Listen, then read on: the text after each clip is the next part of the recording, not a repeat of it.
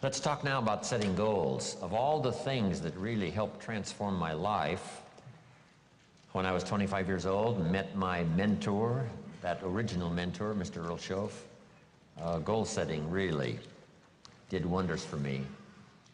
The subject came up when Mr. Schoaf said to me, "Mr. Rohn, let me see your current list of goals." And he said, "Let's go over them." He said, "I've got some experience, and let's talk about them. Maybe I can give you some help." And I said to him, "I don't have a list." He said, "Wow. If you don't have a list of your goals," he said, "I can probably guess your bank account within a few $100s, which he did. And that got my attention. So here was my response. "You mean to tell me if I had a list of my goals, it would make a difference in my bank account?" He said, "A drastic difference." So that got my attention. I thought, well, I've got to learn how to set goals. And when I learned it, it changed my life forever. Now I've been teaching it now all these years, trying to help people get a better vision of the future. Okay, so make this note. The future's where we're going. You know, the past is where we've been, the present is where we are, and the future is where we're going.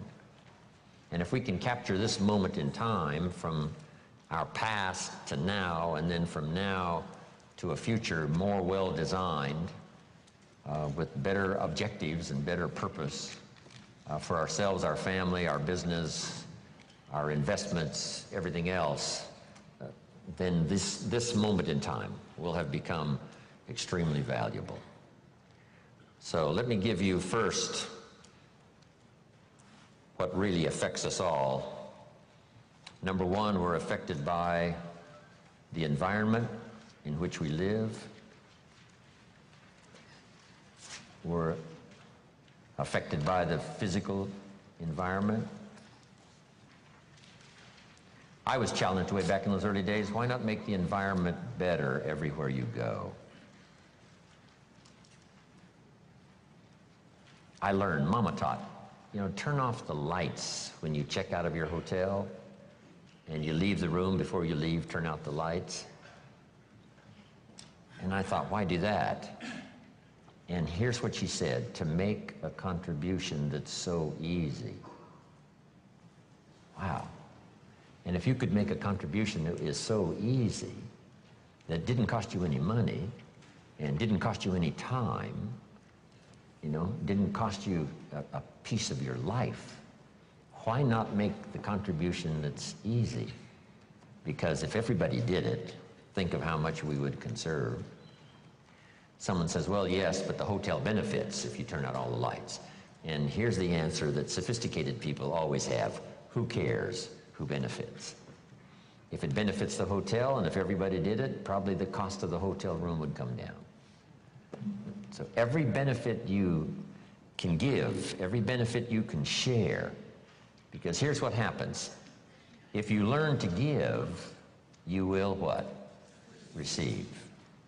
Maybe not in the manner in which you gave, maybe not in like kind. Someone will save energy for you because you saved energy for them. But in some mysterious ways, it always comes back to us. If you give, you will receive. In fact, here's what it says, that for the uneducated is a little bit strange. It says it's better to give than it is to receive. Now, see, if you didn't understand, you would say, that doesn't quite make sense. Surely it would be better to receive than to give, and the answer is no. It is much better to give than to receive. And here's why. It's what we call having intelligent self-interest. Nothing wrong with self-interest as long as you do it the intelligent way. Here's the key. Giving, it's better to give than it is to receive because giving starts the receiving process. So to act intelligently in your own self-interest, which is good, it's much better to give than it is to receive. Because if all you do is receive, that may be very limited. But if you give, and giving starts the receiving process coming your way from unknown resources and from unknown places. Back it comes around to you because you became a giver. That's one of the unique mysteries of life. We give to receive, and it's better to give than it is to receive. So that's what Mama said. Turn out the lights, make a contribution. Why not make the easy ones? Here's what else. We talked about it at our lunch break today to those who were there. It raises your self-esteem, plus your self-respect, that you do things that the average person doesn't do. Maybe if they were taught, they would. Maybe if somebody mentioned it, they would. But it's easy for most everybody to just go on their way, and if they're not interrupted by a good idea that says, hey, it's so easy to make a contribution, this one would be easy. Turn out the lights when you leave the hotel room and make a contribution. That's interesting. Next is the phrase, in terms of environment, always leave something better than you found it. I talked to a man one time who rented out a long list of apartments. And he said, Mr. Rohn, you wouldn't believe it, but when somebody rents an apartment, they usually leave it worse than when they rented it. I said, you've got to be kidding. He said, no. A high percentage of people leave it trashed. If they stay 6 months or stay 1 year, they leave it trashed. Not just not better, but trashed. I said, that's impossible. Why would anyone do that? Mama said to me, no, leave it what? Better than you found it. See, that's just a commitment to your own self-esteem. And why not do it if it makes a contribution to your self-esteem? It's called intelligent self-interest. Intelligent self-interest. Self-interest says, I wish to be ruler over many.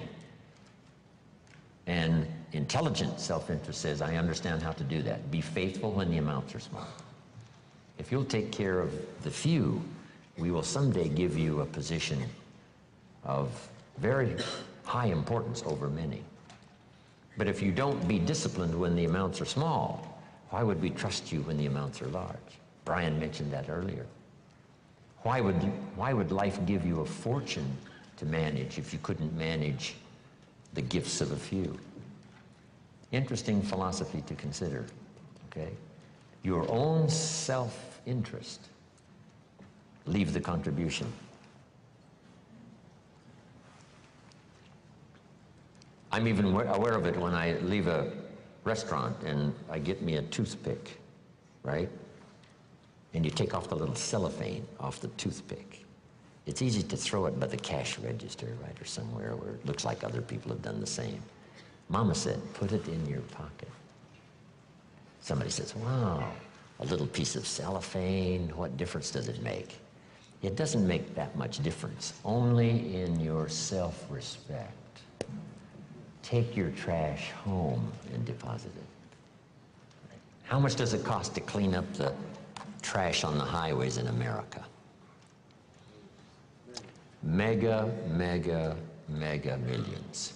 Wouldn't people take home their own trash and deposit it there rather than scatter it on the highways across America? And the answer is most people do not. It's so easy to throw it out the window. But now, add this, it's so easy to keep it in your car and have a few more points in your favor on self-esteem, feeling good about yourself, doing things that most people don't do. If everybody did it, what a different country we would have. But it doesn't really matter. You say, well, if everybody's going to do it, why shouldn't I do it? And the answer is for your own dignity and for your own self-esteem. You do things that most other people allow themselves to do that you don't do. And so when I talk about the environment, now we're affected by the political environment and the social environment, and we're affected by the economy environment.